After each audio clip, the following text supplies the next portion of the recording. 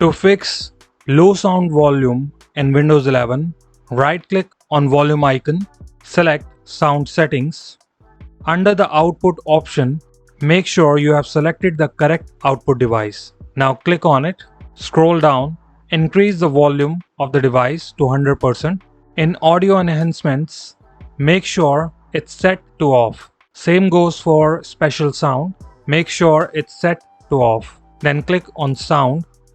Scroll it down, select Volume Mixer.